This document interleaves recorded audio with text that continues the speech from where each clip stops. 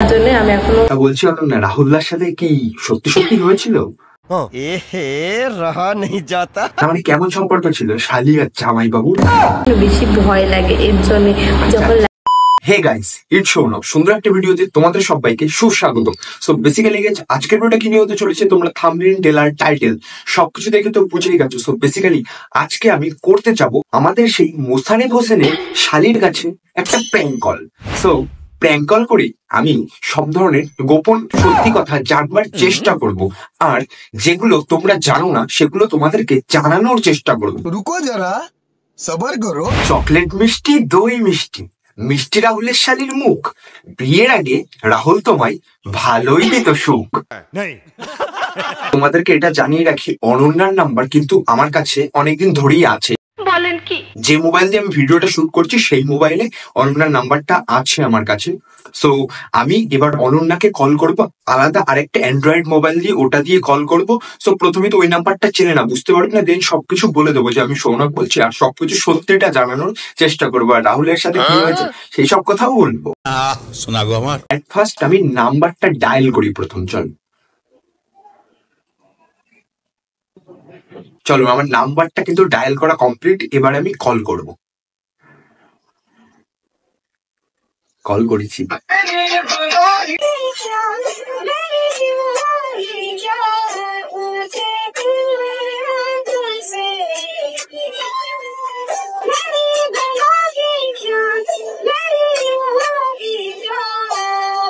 যে ব্যক্তিকে আপনি কল করছেন তিনি এখন উত্তর।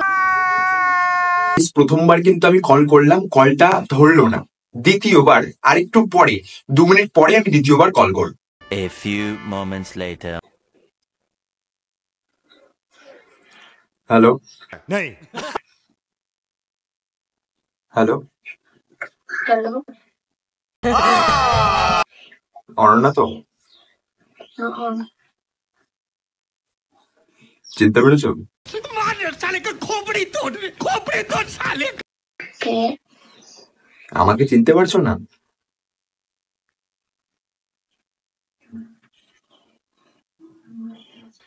আমি শিব বলছি। বলো কি, তুমি সত্যি বলছো?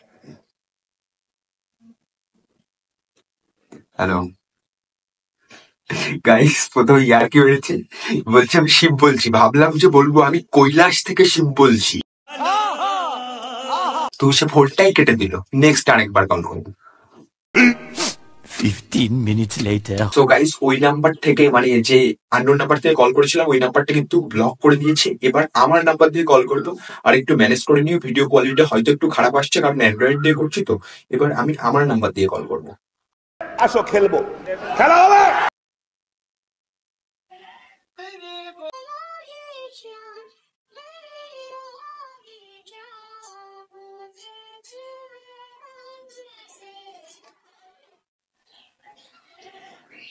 হ্যালো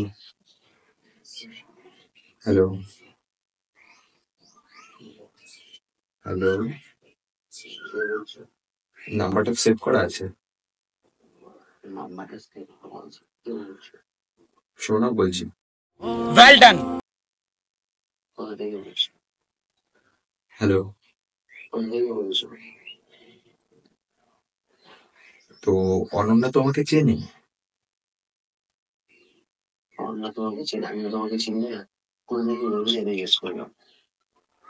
আমি চাকদা।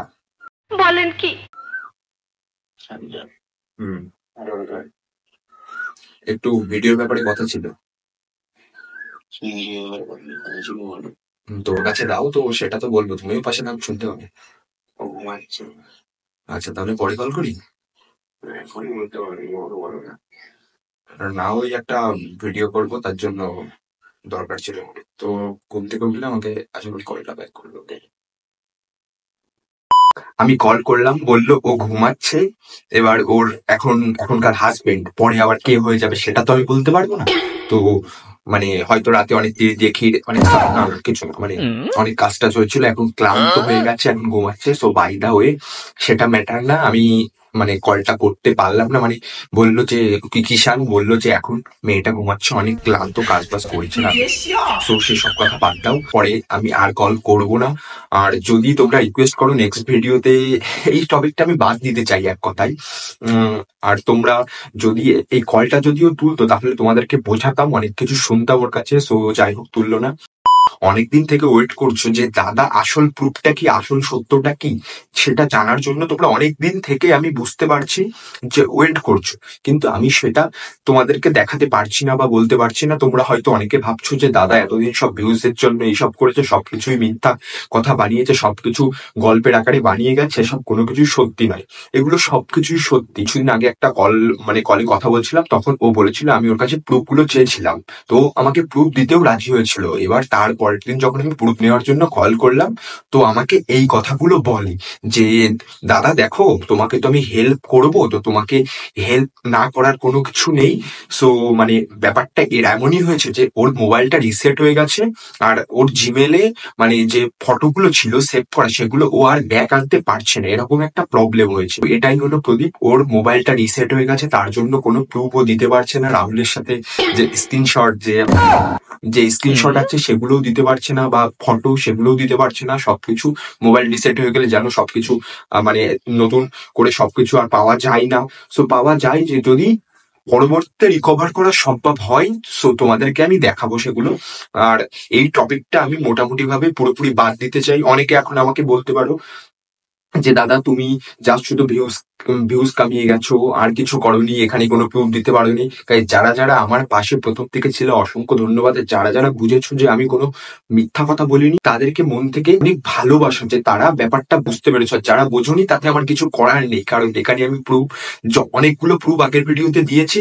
সো ব্যাপারটা বুঝিয়েছি, যতটুকু বোঝাতে পেরেছি, আশা করি তোমরা বুঝতে পারবে। যাই হোক গাইস, আবার অনেকে কমেন্ট করছে দাদা যে তুমি তো রাহুলদার পা চেটেই উঠছো। আমি রাহুলদার কোনো পা চেটে উঠিনি। যদি কারণ কীর্তিকলাপ ফাঁস করে দেয়, তখন তার সেই ভিডিওটা যদি ভাইরাল হয়ে যায় বা তার ভিডিওতে যদি ভিউজ দেয়, তাহলেই তার পা চেটে উঠছো। এটা তোমাদের পুরোপুরি ভুল ধারণা। ভুল ধারণাটা বন্ধ করো। আর এই যে তোমরা বলছো যে দাদা এটা কোনো এরকম ভাবে রোস্ট হয় না, হ্যাঁ এই কদিনের ভিডিওতে আমি বেশিরভাগ একটু কথা বলেছি বা বকবক করেছি, কারণ এটা ইনফরমেশন দেওয়ার ছিল। এখানে রোস্টের কিছুই নেই, তোমাদের ইনফরমেশন জানানোর ছিল। ইনফরমেশন ভিডিওতে তো কিভাবে আমি সেই রোস্টের তোমাদের এন্টারটেনমেন্ট করবো।